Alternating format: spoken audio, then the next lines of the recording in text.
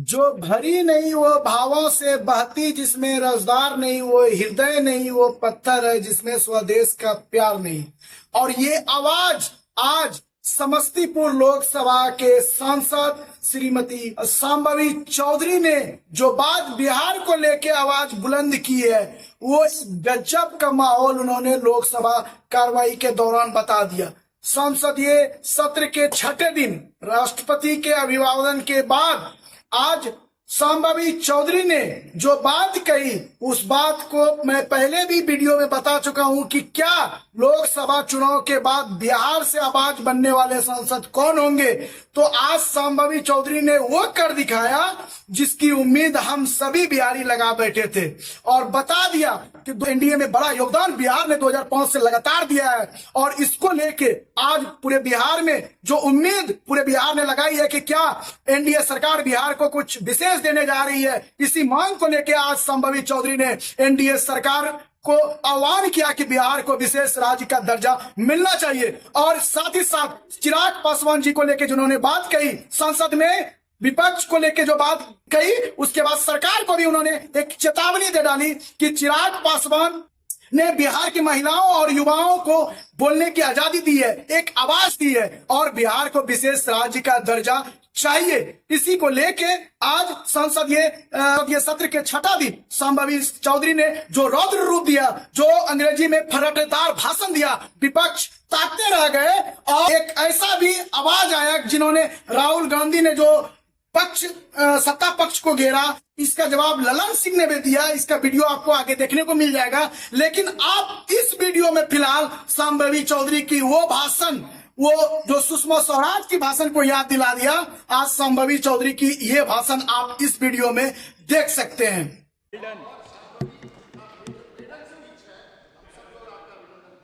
Thank you.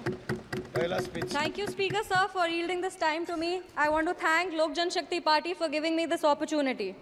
Honorable Speaker Sir, I rise with immense gratitude and respect for our Honorable President of India for her encouraging, enthralling and encouraging speech addressed to the Parliament. It is with great pride and wholehearted support and appreciation for the vision that she has laid out for us. हम बोलना चाहेंगे speaker महोदय कि हमारे यशस्वी और ओजस्वी प्रधानमंत्री श्री नरेंद्र मोदी जी के नेतृत्व में भारत लगातार विकास की ओर अग्रसर है। स्कूल और विद्यालय में ही बापू के विचारों को पढ़ती आई हूं और आज ये कहना चाहूंगी कि बापू के विचारों को अगर सत्य निष्ठा से कोई आगे लेकर के जा रहा है तो वो एनडीए की सरकार है। सर, बापू का विचार था कि गरीबों को मुख्य धारा से जोड़ा जाए और एनडीए की सरकार बखूबी ये कर पा रही है। देश में 4 करोड़ से ज़्यादा पीएम आवास योजना की स्वीकृति, 12 करोड़ परिवारों में 55 करोड़ व्यक्तियों को पीएम आरोग्य योजना के तहत स्वास्थ्य बीमा मिला है। 25 करोड़ लोगों को मल्टी डायमेंशनल पॉवर्टी के बाहर लाया गया है सर, और 80 करोड़ आबादी को पीएम गरीब कल्याण अन्न योजना के तहत लाभ लगातार मिल रहा है। एनडीए की सरकार ने बिना धर्म जात पूछे गरीबों का उत्थान किया है और उत्थान के लिए लगातार काम कर रही है। सर, हम बिहार से आते हैं और बिहार ने 2005 से लगातार एनडीए को बुलंदी और मजबूती दी है। बिहार में एक नेता, नियत, नेतृत्व और कड़ी निष्ठा से एनडीए बिहार को उसका गौरव और एक नया कीर्तिमान वहाँ पे विकास का गढ़ रहा है। हमारे पार्टी के नेता श्रद्धेय रामविलास पासवान जी ने लगातार बाबा साहब भीमराव अंबेडकर के पद चिन्हों पर चलकर दलित, शोषित और वंचित वर्गों को आगे बढ़ाया है। आज हम बाबा साहब भीमराव अंबेडकर की बात कर रहे हैं और उनका एक कोट पढ़ना चाहेंगे। I measure the progress of a community by the degree of progress which the women have achieved.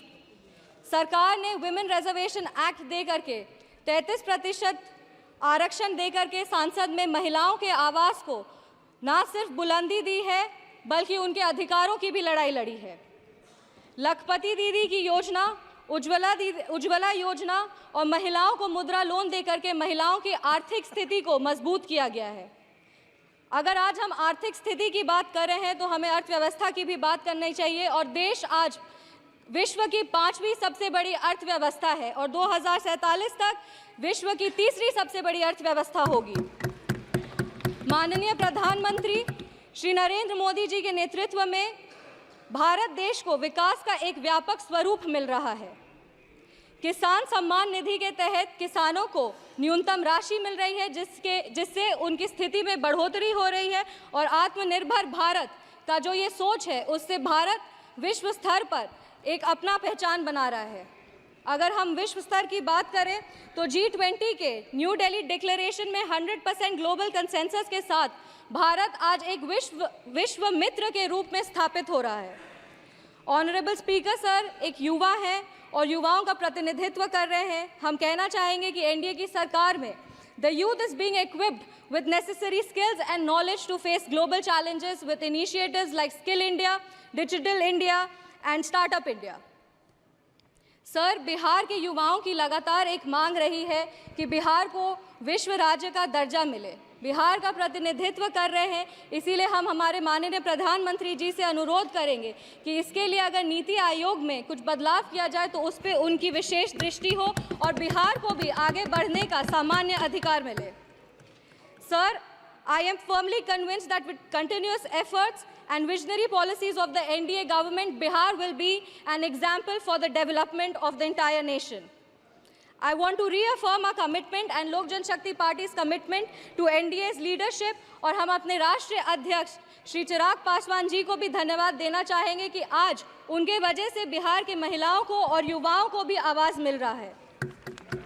इस सदन की गरिमा और इस सदन के इतिहास को देखते हुए सर दो पंक्ति पढ़ना चाहेंगे। जो भरा नहीं है भावों से बहती जिसमें रसधार नहीं, जो भरा नहीं है भावों से बहती जिसमें रसधार नहीं, वो हृदय नहीं है पत्थर है जिसमें स्वदेश का प्यार नहीं। धन्यवाद speaker sir, thank you. Thank you, Sambhavi, for your maiden speech. Now